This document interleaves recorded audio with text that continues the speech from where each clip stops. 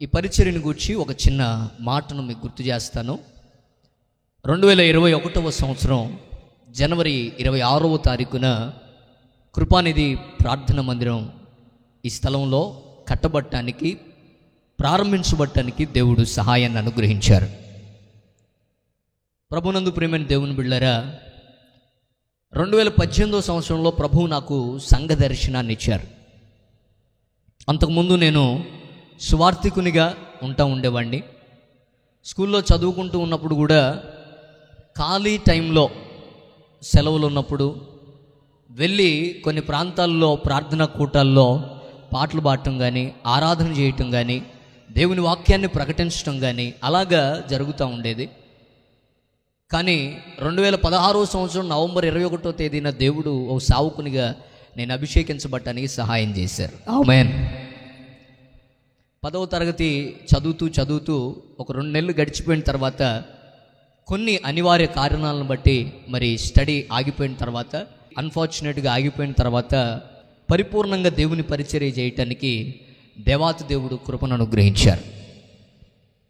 ఆశ్చర్యకరమైన రీతిలో దేవుడు సరిహద్దులను విశాలపరుస్తూ ఉన్నతమైనటువంటి కృపను అనుగ్రహించి విస్తారంగా దేవుడు తన పరిచర్యలు వాడబట్టడానికి సహాయం చేశారు. అలా కొనసాగుతున్నటువంటి దినాల్లో 2018వ సంవత్సరంలో దేవుడు సంఘ భారాన్ని అనుగ్రహించి సంఘాన్ని స్థాపించాలి అని ఒక తలంపును ప్రభు అనుగ్రహించి నడిపిస్తూ ఉండగా, ప్రార్థించి ఎన్నో ప్రయత్నాలు కొనసాగించిన తర్వాత మాచర్ల ప్రాంతంలో దేవుడు పరిచర్య జరిగించడానికి కృపనిచ్చారు.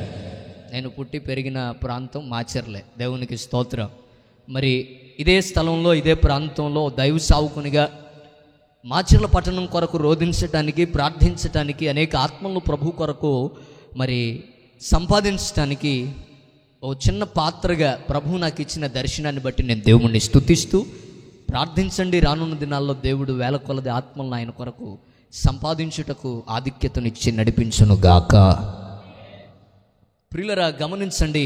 అలా దర్శనముతో కొనసాగుతున్నటువంటి సమయంలో కొంతకాలం కింద గృహం అండి, కింద మేము నివసిస్తాం. పైన దేవుడు మందిరాన్ని స్థాపించడానికి సహాయం అనుగ్రహించారు. కొంతకాలం గృహంలోనే, ఇంట్లోనే ఆరాధనలు జరిపించుకుంటూ వచ్చాం. ఇంచుమించు సంవత్సర కాలం పాటు గృహంలోనే ప్రార్థనా కూటాలు జరిపించుకుంటూ వచ్చాం. కొన్ని ఇబ్బందులను ఎదుర్కొంటూ వచ్చాం గృహంలో కాబట్టి. ప్రార్థనా కూటాల సమయంలో కొన్ని ఇబ్బందులను ఎదుర్కొంటూ వచ్చి ప్రార్థించి ప్రభు సన్నిధిలో మరి వేడుకొని విన్నవించుకున్నప్పుడు దేవుడు ఒక స్థలాన్ని కొనటానికి కృపనిచ్చారు. కానీ ఆ స్థలంలో మందిరం కట్టుకోవటానికి అవకాశం ఇవ్వలేదు. ఆ వెనక భాగంలోనే మందిరం కొరకు స్థలం కొంటే మందిరం కట్టడానికి ఆ చుట్టుపక్కల ఉన్నటువంటి వారు అంగీకరించలే. ఎన్నో ప్రయత్నాలు చేసి అవన్నీ కూడా విఫలమైపోయి ఎట్టగేలకు ప్రభు పాదాలు పట్టుకొని, దేవా నీ పరిచర్య ఆగకూడదు నాయనా, ఎట్టి రీతిగా అయినా సరే నీ పరిచర్య కొనసాగించబడాలి, అది అనేకులకు ఆశీర్వాదకరంగా మార్చబడాలి. పిలిచిన నీవు ఎంతైనా నమ్మదగిన దేవుడు. చిన్నవాడిని, ఎక్కడికి వెళ్ళి మాట్లాడాలన్న బలము చాలని వాడిని, బలం లేని వాడిని, ఏం మాట్లాడాలో కూడా తెలియని వాడిని. దేవుణ్ణి నిలబెట్టుకుంటే తప్ప నాలో ఏ జ్ఞానం లేదు. ఏదో కొద్దిగా కనపడాలని చెప్పి సూటేసిన. దేవునికి స్తోత్రం, హల్లెలూయా. ప్రభునందు ప్రియమైనటువంటి దేవుని బిడ్డలారా, నేను ఎప్పుడూ ఒక మాట చెబుతాను, there is no background behind మీ.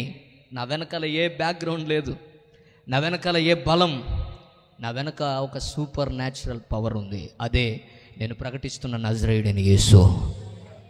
ఆయనే నన్ను నడిపిస్తున్నాడు. Without his grace I'm really nothing. ఆయన కృపగాని లేకపోతే నేను నిజంగా వ్యర్థుడని అనమాట. అలా నాకు మాట్లాడటం కానీ, లేకపోతే ధైర్యంగా ఎక్కడికైనా వెళ్ళి కొనసాగటం కానీ, ఇవేవి పరిస్థితులు అనేక వ్యక్తుల దగ్గరికి ఆటంకాల్లో మరి వెళ్ళి మాట్లాడటానికి నాకు చేతకాని సందర్భాల్లో నేను ప్రభు పాదాల దగ్గర మాత్రమే విన్నవించుకున్నప్పుడు దేవాతి దేవుడు ఇక్కడ కన్స్ట్రక్షన్ చేయడానికి సహాయం చేశారు. దేవునికి స్తోత్రం. ఇక్కడ కన్స్ట్రక్షన్ చేయటానికి దేవుడు సహాయం అనుగ్రహించారు. ఈ కన్స్ట్రక్షన్ విషయంలో కూడా దేవుడు నా ప్రియ దేవుని బిడ్డలారా ఆశ్చర్యకరమైన రీతిలో ఈ మందిరం కట్టబట్టడానికి దేవుడు సహాయం చేశాడు. ఆమెన్. మీకు విషయం తెలుసా? ఇప్పుడు మెట్లు కొంచెం సింపుల్గా ఈజీగా ఉన్నాయి, కానీ ఇప్పటికి కూడా కొంత వయసు పెరిగినటువంటి వారికి పైకెక్కి రావటానికి కొంచెం. మా ఫ్రెండ్స్ ఏంది కిరణ్ ఏంది పైన కట్టుకోండు అమ్మ అయ్యా అనుకుంటే ఎక్కారు మొత్తానికి, దేవునికి స్తోత్రం. ఇంకా ముసలోళ్ళ పరిస్థితి ఎట్లుండు. మా దేవుడు ఈ ఇచ్చిన పరిచర్యలో, ఆయన అనుగ్రహించిన ఈ పరిచర్యలో దేవుని కృపను బట్టి పెన్షన్దారులే ఎక్కువ. ఇక వాళ్ళు కాలు పట్టుకుంటే ఎక్కాల్సిందే. నా ప్రియ దేవుని బిడ్డలారా, ఇప్పుడన్న మెట్లు కొంచెం చిన్న చిన్నవిగా రీకన్స్ట్రక్ట్ చేసాం వాటిని, కానీ అంతకుముందు కట్టబడక మునుపు, పైన మందిరం కట్టబడక మునుపు ఒక్కొక్కటి కొండ ఎక్కినట్టు ఉండేది. నిజంగా అండి, తలుచుకుంటే చిన్న పిల్లల చేత దేవుడు ఈ మందిర పని జరిగించాడు. చిన్న సేవకుడి చేత, చిన్న పరివారం చేత దేవుడు చిన్న మందిరం కట్టబట్టడానికి సహాయం చేశాడు. రానున్న దినాల్లో దేవుడు దానిని విస్తరింపచేయుటకు కూడా సామర్థ్యం కలిగిన వాడు.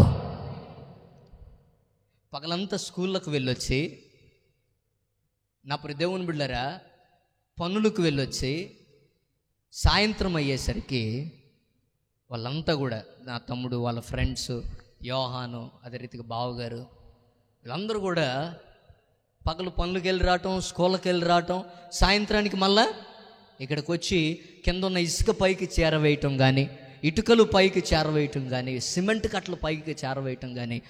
మీకు విషయం తెలుసా, ఈ మందిరం అంతా ఒక్క మేస్త్రితోనే కట్టబడింది, ఒక మేస్త్రితోనే కట్టబడింది. కూలోళ్ళు ఎవరు అనుకున్నారు? యేసు రక్తమే చేయమట్టి ధన్యత ప్రభు మాకే ఇచ్చాడు. అలాగే ఈ మందిరం కట్టబట్టడానికి దేవుడు సహాయాన్ని అనుగ్రహించారు.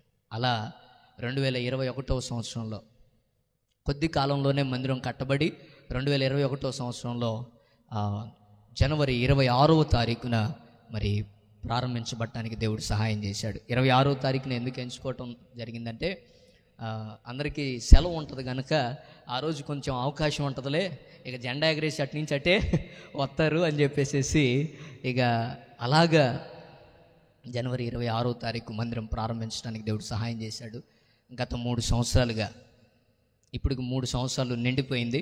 ఇది 4వ వార్షికోత్సవం. గత 3 సంవత్సరాలుగా వాస్తవంగా ఈ సాక్ష్యాన్ని చెప్పాలి, ఎందుకంటే దేవుని నామ మహిమార్థం కొరకు మనం ఏది చేసినా కూడా అది దేవుని నామ మహిమార్థమే మనం చేయవలసిన వారమైనా.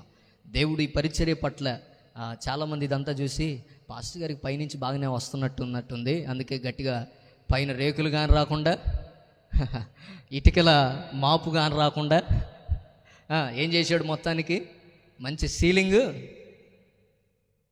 మందిరం చూడటానికి నేను అనేక చోట్ల దేవుని వాక్యం చెప్పడానికి వెళ్ళినప్పుడు అక్కడ సేవకులు వచ్చి, మందిరం చూడటానికి వచ్చిన సేవకులందరూ కూడా భలే కట్టారండి, భలే కట్టారండి, భలే కట్టారండి అన్నప్పుడల్లా నా మనసులో ఒకటి అనుకుంటాను, దీని వెనకాల దేవుని కృప, కనికరం, ఆయన ప్రేమ ఏమీ లేకపోతే ఇంత చేయగలిగే వారము కాము. నా ప్రియ దేవుని బిడ్డలారా, గమనించండి, ఈ దీనుడు, మిగతా సంగతి నాకు తెలియదు కానీ ఈ దీనుడు అయితే చేయగలిగేవాడు కాదు, ప్రభు చేయించారు. దేవునికి స్తోత్రం. ప్రియులరా, ఒక విషయాన్ని నేను మీకు జ్ఞాపకం చేస్తాను. గత 3 సంవత్సరాలుగా మరి ఇది 4వ వార్షికోత్సవ కూడిక. వాస్తవంగా అయితే ఈ 4వ వార్షికోత్సవ కూడికను రోడ్డు మీద ఏర్పాటు చేయాలని సంకల్పించాం. ఎంతగానో ప్రార్థన చేశాను. మరి ఈసారి చాలా ఘనంగా చేయాలని చెప్పేసి ఆలోచన చేశాను. కానీ గత కొన్ని రోజుల నుంచి నేను అనారోగ్యంతో బాధపడుతూ ఉన్నాను. చాలా బలహీనమైనటువంటి స్థితిలో నేనుండి, వాస్తవంగా అసలు నేను ఈరోజు ఇక్కడ నిలబడతానని నేను అనుకోలేదు. హాస్పిటల్లో ఎక్కడుంటానో కూడా దిక్కుతోచని పరిస్థితుల మధ్య తిరుగులాడుతా దేవుడు ఈరోజు ఇక్కడ నిలబెట్టాడు. గత కొన్ని రోజుల నుండి ఎక్కడ దేవుని వాక్యం అందించడానికి ఆహ్వానించినా కూడా నేను వెళ్ళటం లేదు. ఎందుకనగా కొంత అనారోగ్యం కారణంగా నేను ముందు కొనసాగలేకపోతూ ఉన్నాను. కానీ దేవుడు తన కృపచేత ఇదిగో ఈ వార్షికోత్సవ ఆరాధన ఆగిపోకుండా తన దాసుని సజీవంగా నిలబెట్టి వాడుకుంటున్నారు. తన మహిమార్థమై దేవునికి మహిమ కలుగునుగాక.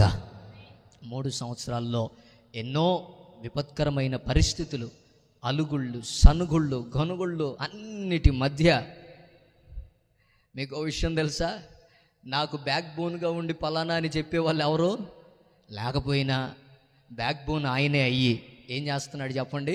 గత 3 సంవత్సరాలుగా బైబిల్లో ఉంటుంది కదా, పక్షిరాజు వలె తన రెక్కల పైన ఈ పరిచర్యను మోసుకుంటూ వచ్చాడు.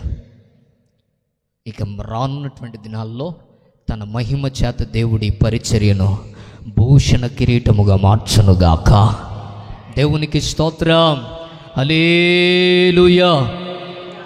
దేవుడి పరిచర్యను మాచర్ల పట్టణములో విస్తరింప చేయాలని, ఆస్తుల సంపాదన కొరకు కాక, పేరు ప్రఖ్యాతుల కొరకు గాక, మెప్పు ఘనతల కొరకు కాక, ఆత్మల సంపాదనే ధ్యేయంగా, ప్రభు ఉద్దేశమే సంకల్పంగా, ఏ వ్యక్తి నశించకూడదనే ఒక ఉద్దేశంతో, అంతటందరూ రక్షించబడాలనే ఒక సంకల్పంతో ఈ పరిచర్య పనిచేయునట్లుగా ప్రార్థన చేయండి.